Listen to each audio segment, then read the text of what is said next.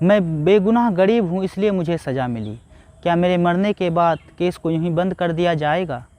क्या कभी असली गुनहगार का पता चल पाएगा? यह वो आखिरी शब्द थे जब धनंजय चटर्जी को फांसी के फंदे पर लटकाया जा रहा था।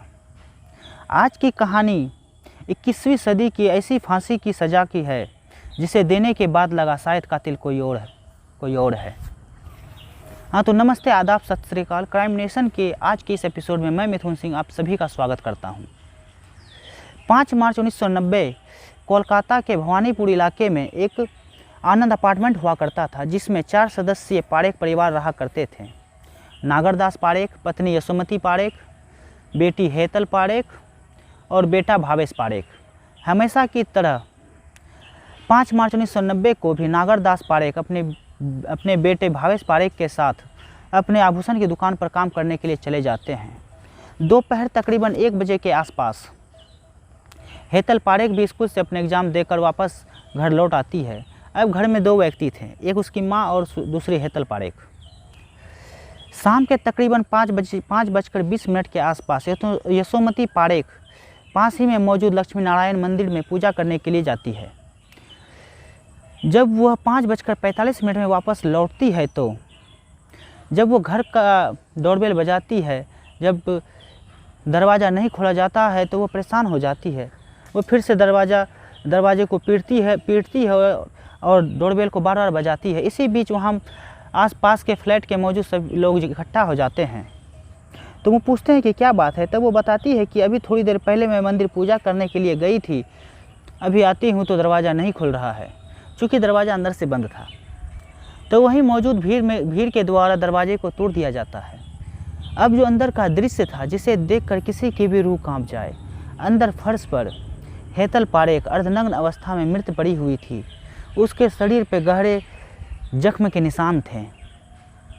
यह दृश्य देख हेतल पारेख की माँ यशोमती पारेख जोर जोर से रोने चीखने लगती है। वह दौड़कर अपनी बेटी के पास जाती है और पास ही में मौजूद बेड से बेडशीट को खींचती है और अपनी बेटी के अर्धनग्न जिस्म को ढक देती है।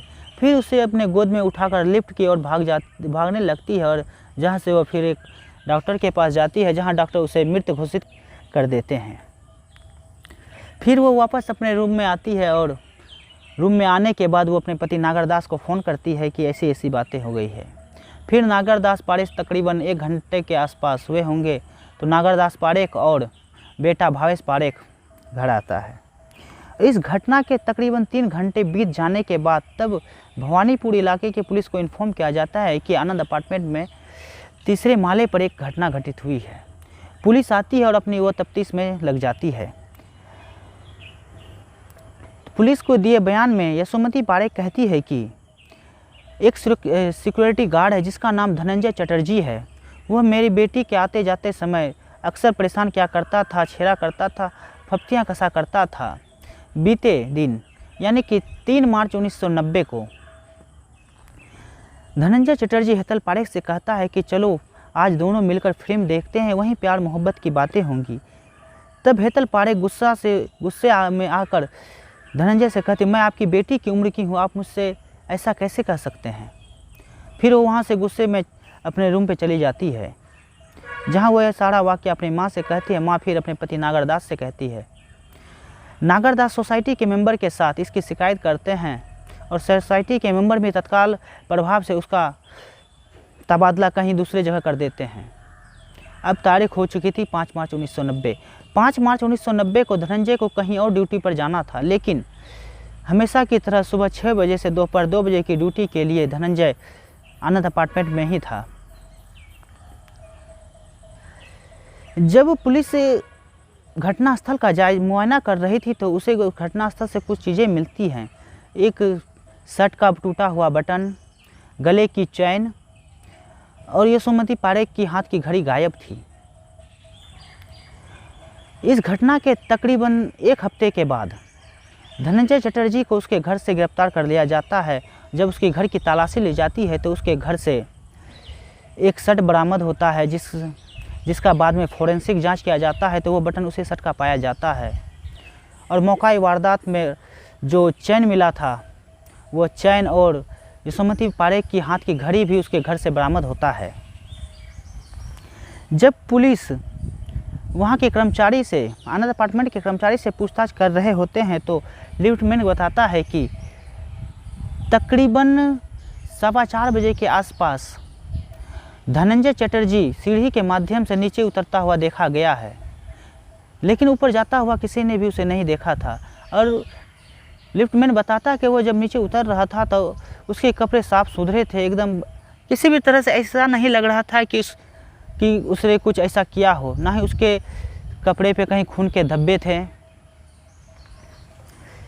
अब ये बात जब न्यायालय में जाती है तो न्यायालय में इस बीच पोस्टमार्टम रिपोर्ट भी आ जाता है। पोस्टमार्टम रिपोर्ट में स्पष्ट तौर से लिखा था कि हेतल पारेख की मौत गला दबाने के कारण हुआ है। उसके शरीर पे 21 गहरे घाव के निशान थे, जिस कारण से हेतल पारेख की मौत हुई है। पोस्टमार्टम रिपोर्ट में एक बात और स्पष्ट रूप से लिखी थी, सेक्सुअल इंटरकॉर्स। इसमें कहीं भी रेप या बलात्कार जैसे शब्द का प्रयोग नहीं किया गया था। तो दोस्तों, आप लोगों के लिए मैं बता देता हूँ सेक्सुअल इंटरकोर्स का मतलब क्या होता है। सेक्सुअल इंटरकोर्स उसे कहते हैं जब दो लोगों के बीच में जो संबंध स्थापित होता है उसे सेक्सुअल इंटरकोर्स कहते हैं। और इस पोस्टमार्टम रिपोर्ट में कहीं भी यह नहीं लिखा गया था कि इसके रेप या बलात्कार जैसी किसी भी घटना का जिक्र नहीं था। और पोस्टमार्टम रिपोर्ट में यह स्पष्ट तौर से लिखा गया था कि जब हेतल पारेख के साथ ये जघन्य अपराध हो रहा था तो हेतल पारेख अपने बचाव के लिए हाथ पैर भी मार रही होगी, जिसके कारण उसके नाखून में उसके विरोधी की खून के ट्रेसेस भी थे, जिसका डीएनए टेस्ट धनंजय चटर्जी के खून से कभी मैच भी नहीं किया। और इस घटना का एक अहम साक्ष्य था जो बहुत कुछ साबित कर सकता था, उसका कभी डीएनए टेस्ट भी नहीं किया गया। वह था हेतल पारेख के अंडरगारमेंट पे जो स्पर्म के ट्रेसेस पाए गए, उसका कभी डीएनए टेस्ट भी नहीं करवाया गया। शायद अगर उसका डीएनए टेस्ट किया गया होता तो इस केस का नज़रिया कुछ और होता। लेकिन इसी दरमियान कुछ शख्स ऐसे भी थे जिस कारण से धनंजय चटर्जी को सज़ा दी गई। जैसे कि घटना के समय के आसपास वह उसी अपार्टमेंट में था। टूटे हुए बटन वाला शर्ट उसके घर से बरामद होता है। इस कारण से उसे फांसी की सज़ा दी जाती है। जब फांसी की सज़ा देते समय, यह घटना 1990 की है और ये फांसी धनंजय को मिलती है उसके 39वें जन्मदिन के ठीक एक दिन बाद, 15 या 14 अगस्त। फांसी देने के बाद भी इस पर बहुत चर्चाएं होती रही। और फांसी जब नहीं थी उससे पहले भी फांसी हो, इसके लिए भी बहुत सी चर्चाएं होती रही। पश्चिम बंगाल के तत्कालीन मुख्यमंत्री बुद्धदेव भट्टाचार्य की पत्नी धनंजय को फांसी हो, इसके लिए एक जन आंदोलन भी चलाया था। हाँ, और एक बात मैं आप लोगों को बताना भूल गया। धनंजय चटर्जी के घर पर जो घड़ी बरामद हुई थी और यशोमती पारेख का जो घड़ी गायब हुआ था, जब यशोमती पारेख के घड़ी के बिल से धनंजय चटर्जी के घर बरामद हुए घड़ी का सीरियल नंबर को जब मैच कराया गया तो वो एक समान नहीं था। अब इस पर आप अपना राय दे दोस्तों कि क्या धनंजय वाकई में गुनहगार था या उसे किसी साजिश के तहत फंसाया गया था।